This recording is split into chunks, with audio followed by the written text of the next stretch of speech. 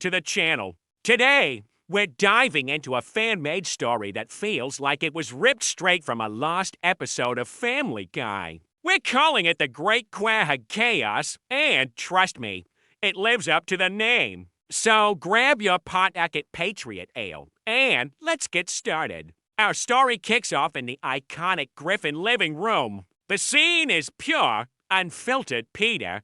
He's passed out on the couch, surrounded by a mountain of empty snack wrappers. It's a typical morning until Lois storms in, reminding Peter about his promise to take Stewie to the school science fair. Peter, in his infinite wisdom, suggests a more educational project, a big and volcano duck classic. Stewie, ever the disgruntled genius, is already in his high-tech stroller, rolling his eyes with the disdain only he can muster. He sarcastically points out that the judges probably wouldn't appreciate a project. That ends with his father unconscious on the kitchen floor. Brian, sipping his coffee like the voice of reason he sometimes pretends to be, chimes in with a snarky comment about Peter actually trying to parent for once. Peter's response? He's not a regular dad. He's a life lessons via extreme chaos kind of dad.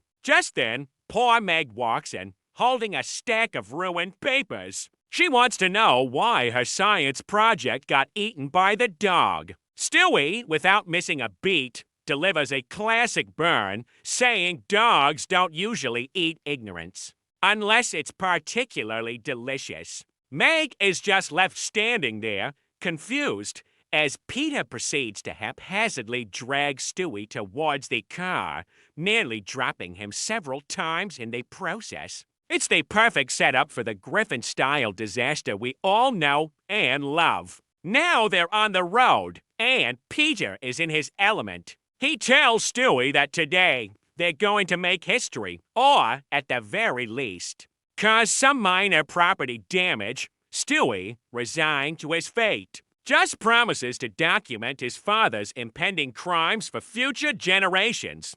The chaos starts. Small, Peter spots a goose crossing the street and, in a moment of pure inspiration, tells Stewie to use his evil genius skills. Stewie deploys a small, remote-controlled gadget that lets out a loud honk, startling the goose and causing a minor feathered frenzy. Peter, of course, calls this teamwork. This little incident is just the appetizer for the main course of mayhem. We get a classic Family Guy montage. Peter's terrible driving causes dogs to chase squirrels, misses. Quagmire is seen shaking her fist and yelling at him from her lawn. And, of course, there's a signature cutaway gag. This time, we see Peter reimagined as Jon Snow from Game of Thrones, screaming at a red traffic light with the same dramatic intensity. He had facing down an army of the dead. It's random, it's nonsensical, and it's pure Peter Griffin.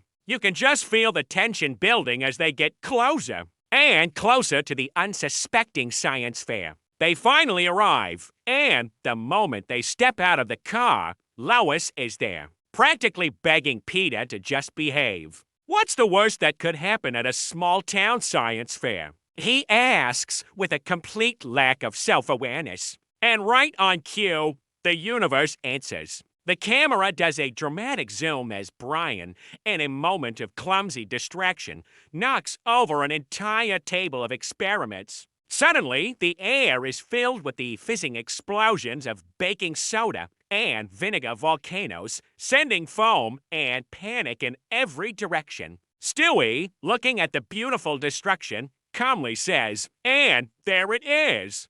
Chaos, my old friend." Meg, ever the victim of her family's antics, just face-bombs and wonders aloud why she's related to these people. Peter, however, sees it differently. He proudly declares that causing chaos is a Griffin family tradition and tells her to embrace it. This triggers another fantastic cutaway gag. Peter imagines himself as a brand new superhero, Captain Chaos. His superpower? Saving Quahog by literally breaking everything in sight. He's flying through the city, smashing windows and toppling statues, all with a heroic grin on his face. It's a perfect, ridiculous glimpse into the beautiful disaster that is Peter's mind. Just when you think things can't get any crazier, the fair organizer gets on the microphone to announce a surprise event, a Robot Wars competition. This is where things get really interesting. Stewie, being the boy genius he is, actually has a small robot with him for his project. But there's a problem. Peter, in his infinite wisdom, decided to help by tampering with the motherboard earlier. As Stewie activates his robot, it starts glitching and behaving erratically. Stewie is horrified. "Father, you meddled with the motherboard. Now my robot has a personality of its own." Peter, naturally, thinks this is fantastic. Personality equals fun. "Look, it's doing the cha-cha!" he exclaims as the robot jerks round spastically. Brian, ever the observer, corrects him. "That's not dancing. That's destruction." And he's right. The rogue robot spins out of control and accidentally knocks over a large trophy, sending it flying across the fairgrounds like a missile. Everyone gasps as it narrowly misses a group of children. Stewie is absolutely livid. "Peter, this is why I hate mornings with you." Peter, completely oblivious to the gravity of the situation, just looks at his watch. Morning. "Stewie, it's only 10 a.m. We've got 8 more hours of chaos left." It's a terrifying thought, but you can't help but laugh at his unshakable optimism. And now, we arrive at the cliffhanger. The fair is in a state of disarray. Stewie's robot is on the fritz, and the Griffin family has once again proven they are a walking, talking catastrophe. But the day is far from over. Suddenly, the chaotic scene is interrupted. A mysterious man in a sharp black suit and sunglasses walks into the fair. He moves with purpose, his expression cold and serious. The crowd parts as he makes his way directly towards our favorite family. He stops right in front of Peter, looks him dead in the eye, and says in a deep, menacing voice, "Peter Griffin, your actions have consequences." The entire fair goes silent. Peter just looks around, completely bewildered. "Consequences? Is that like coupons for free donuts?" he asks, genuinely confused. Lois, however, understands the danger. Her eyes go wide with fear, and she grabs Peter's arm. "Peter, run," she whispers urgently. The camera zooms in tight on the mysterious man's face as ominous, dramatic music begins to play, leaving us all on the edge of our seats. Who is this man? What does he want with Peter? And what kind of consequences is he talking about? It looks like the Griffin's chaotic day has just attracted some very serious and very unwanted attention. And that's where we'll leave it for today. What a setup, right? I can't wait to see what happens next. Peter, you absolute imbecile. My robot now has the emotional range of a toddler on sugar. Oh, come on. Stewie, look at it. It's doing the robot dance. Literally. That's not dancing. That's a one-way ticket to chaos. Lois, Peter, do something. Relax. I got this. Maybe. Why am I even alive in this family? Hey, Griffins, I heard there's a little chaos going on. Giggity. Quagmire. Perfect timing. Help me catch my robot before it takes over the town. Robots? No problem. I once dated a toaster. I'm starting to regret ever leaving the house today. Brian, regret is the least of our problems. Robo Stewie is now self-aware and slightly homicidal. Don't worry, Stewie. I've got this totally under control. Control? Father, if chaos were a sport, you'd be the Olympic champion. This is why no one invites me anywhere. Everyone, just calm down.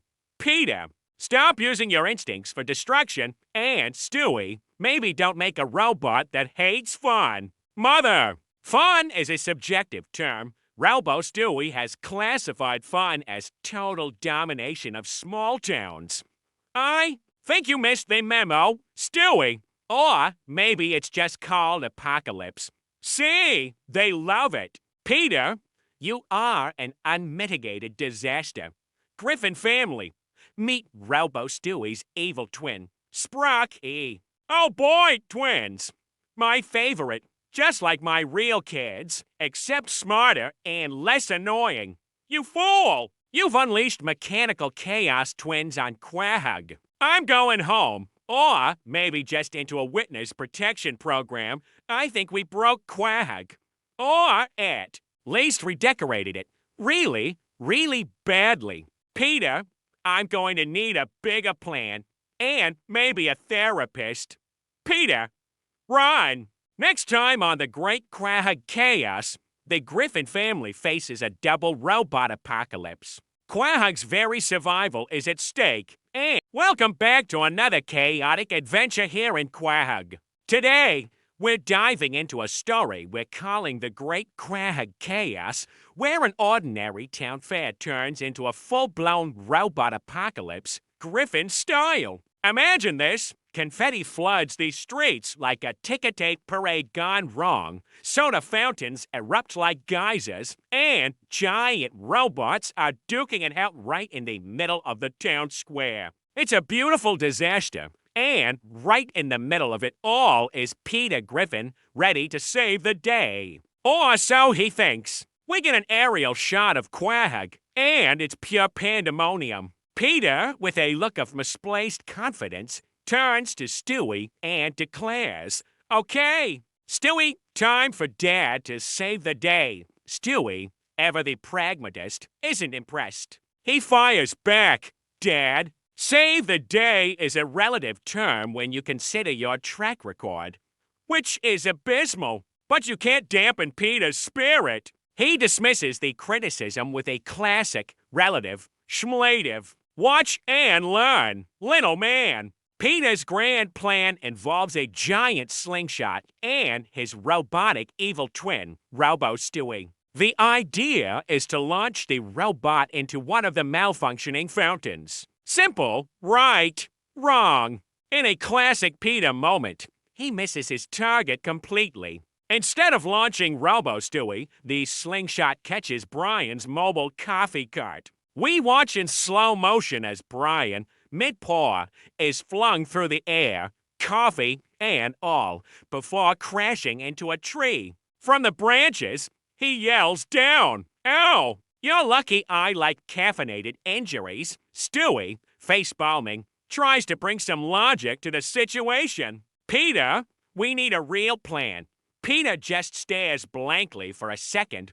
Then a light bulb flickers on, albeit a very dim one. "Plan, right? A chaos plan?" he suggests, as if that's a legitimate strategy. It's clear they need a hero, and it's not going to be Peter. But as the chaos escalates, a new, unexpected champion is about to emerge from the sidelines, someone the family usually overlooks. And trust me, you won't see this coming. While Peter is busy making things worse, Meg has been surprisingly productive. She's been filming the entire robot battle, probably for her TikTok. But as she's capturing the mayhem, she notices something. The robots, created by the villainous Mr. Sprocket and his evil twin, Sprocky, have a design flaw. Looking at her old science project notebook, a spark of genius ignites. "Wait!" she murmurs to herself. "If I override the AI circuits, I can control them." Stewie, overhearing this, is in disbelief. "Meg, my inept sister. A genius? Impossible!" It's a moment that shatters his entire perception of his family's intellectual hierarchy. Peter, of course, takes credit for it in his own unique way. "See, Meg, chaos brings out the hidden talent." Brian, ever the cynical voice of reason, chimes in from the tree. Or trauma. Could be trauma.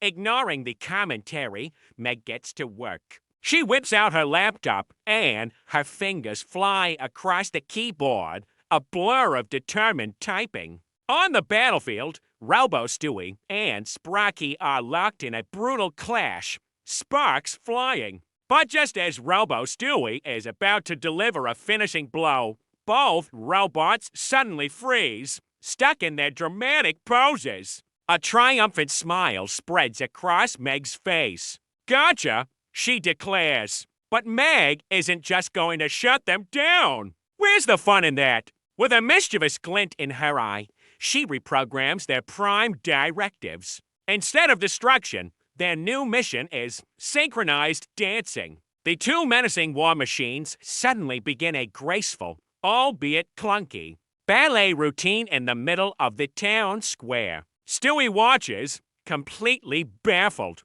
Ha!